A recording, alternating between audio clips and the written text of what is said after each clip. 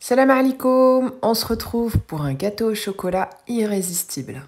Salam alaikum wa rahmatullahi ta'ala wa barakatuh. Bonjour à tous les foodies, toutes les demi-batatas comme moi qui aiment cuisiner et qui aiment se régaler avec des choses simples et rapides à préparer. Je reviens avec la recette du fondant minute détenue par ma sœur, transmise par ma sœur et qui est un inratable pour toutes les envies de dernière minute ou les envies de chocolat ultra facile et méga bon. Et je vous révèle donc cette petite recette de famille, Inch'Allah. Alors, je commence par m'occuper du chocolat.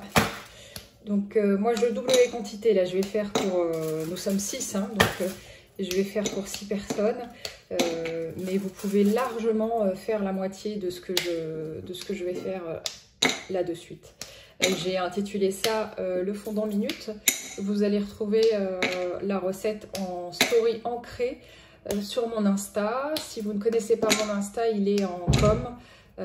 C'est Love Can Do.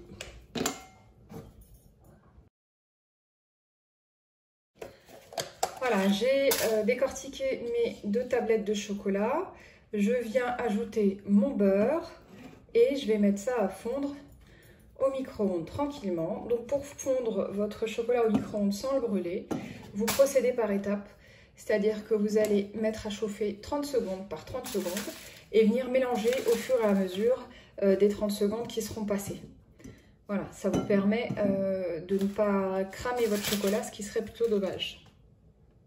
Donc en attendant que mon chocolat bout, je vais préparer mon appareil avec mes 6 œufs, ma farine et ma crème fraîche.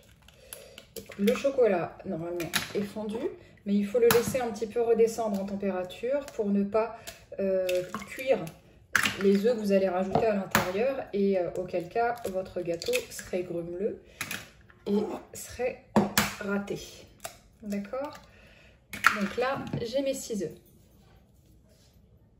Je viens y ajouter 2 grosses cuillères bombées de crème fraîche.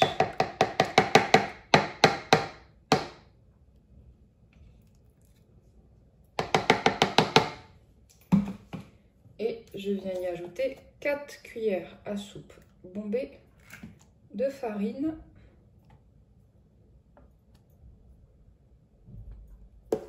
Et j'ai oublié mon arôme.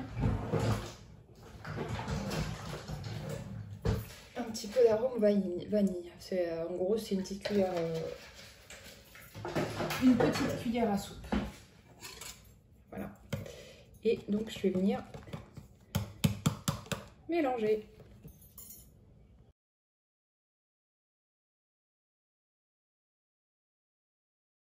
Voilà, je viens mélanger les 2 appareils progressivement.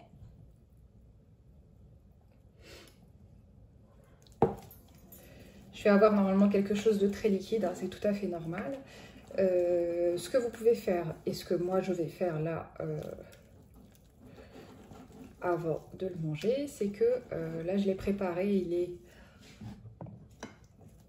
16h30 et je compte le manger que ce soir. Donc je vais le préparer dans mes empreintes. Je pense que je vais faire les empreintes muffin droit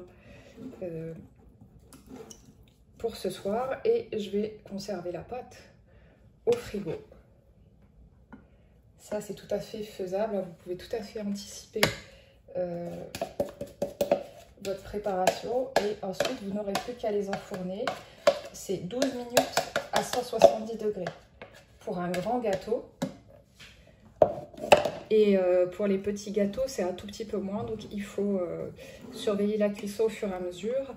Il y en a pour 8 à 10 minutes à 170 degrés avec un four, bien sûr, préchauffé.